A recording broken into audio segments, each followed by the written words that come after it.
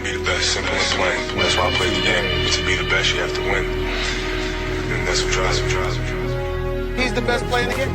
It's just that simple. Yo, what's going on, good people? We back with another vid. I need y'all to like, share, and subscribe, hit that notification bell, and spam that comment section. Stephen A. Smith, he in hot water with LeBron and Klutch Sports. He got a phone call. You know, I was on First Take, my day job on ESPN earlier this morning, and I spoke about this, and I felt the need to elaborate even further because a couple of people text me and pissed me off, and they know who they are. People close to LeBron James talking to me about questioning him as a father. Come on, y'all. I mean, it's got to a point where this LeBron sensitivity is just beyond the pale. You call him the second best player in the history of... And we all been saying this on social media, on YouTube. We've been saying LeBron cries too much. He's too sensitive. And they let him get away with a lot of stuff. You're insulting him because you said he's not the GOAT. You're saying that at age 40, we've never seen anybody do what he does, but pointing out at times how he may not have hustled back on defense in a key pivotal moment, and that's a problem. You get... LeBron don't play defense. He get chased down blocks, but actual defense, he doesn't play. He stands around and watch other people play defense. All the praise in the world when he drops 40, but he has a bad night. You say he had a bad night and you hate it. It's ridiculous. But never before has it been more ridiculous than it is right now, because the reality is that we got to be real about what we're seeing when we talk about Bronny James.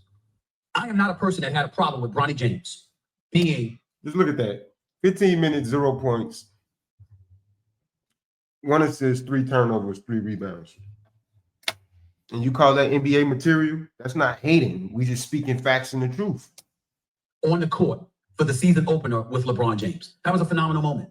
To see a father on the court with his son who has NBA aspirations playing together for the first time in NBA history. The Griffies in baseball, Ken Griffey Sr. and Jr. were in attendance for it. It was a special moment. My position has always been, that should have been the only moment we saw Bronny James in a Lakers uniform this season. Because he's not ready. Facts. He's not ready for the NBA right now. Keep him in the G League. Let him get himself seasoned. Then once he gets seasoned in the G League, then see what he can do in the motherfucking NBA. I'm not here to tell you that he won't be ready. I'm not here to tell you that he won't be an NBA player. I'm not here to tell you that he should give up his dreams and his aspirations. I think the kid's got potential. I think the kid will be in the NBA one day. I watched him in the G League doing this thing. I think he's going to be fine eventually. But that's not the case yet. And because it's not the case yet, and then you see some of these numbers, I do find myself looking at LeBron James instead of Bronny James. Because LeBron is the basketball savant. LeBron is one of the top 2 greatest players in the history of the game. LeBron has forgotten more basketball than most people would know. Right. So no matter what we think about Bronny, he knows more. And it's a good thing that LeBron is his father because he can learn. But let the kid learn before you just push him out there and rush him into this NBA league. He's embarrassing himself, and you embarrassing your son doing that. But you see what you see. Bronny James has played in 13 NBA games. Ladies and gentlemen, he's averaging 0.3 points, 0.3 assists, and 0.4 rebounds. He shot 1 for 16 from the field in his NBA career and 0 for 7 from 3-point range. And he's playing in the first quarter of an NBA game. Name another player that'll get that type of experience with the numbers that they putting up. They were putting up the same numbers as Bronny James. Do you think they would get tick on the court first quarter playing for the Lakers? If this was 2010, 2011, none of this would be going on. Really? And everybody wants to look at it. LeBron has nothing to do with it. Yeah, he didn't tell JJ Redick to put him in the game. I get all that. But come on. I'm not being cruel to Bronny. I'm looking out.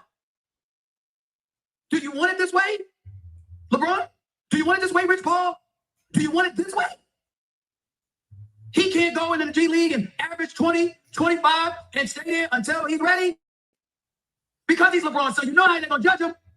And before anybody wants to jump on me, remember, I never saw Bronny James play until he showed up in the NBA and the G League. I refused to watch him because if I watched him, I would have to talk about him. And I didn't want to talk about LeBron James' son because I thought it was so unfair to the kid. He's such a wonderful kid.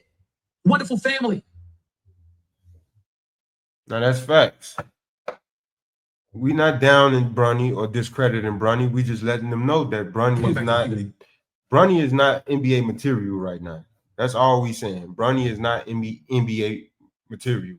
And for people to try to bash and talk about Kwame Brown because he said what he said about Bronny, it's sad, but I'm happy Stephen A. coming out and he's saying something about it because it's time to expose this narrative that, first of all, LeBron ain't the GOAT, because everybody keeps saying he the GOAT, but we ain't even gonna get into that on here. But it's just a good thing that Stephen A. Smith is exposing this right now, because somebody had to say something, because it seemed like us YouTubers didn't know what we were talking about.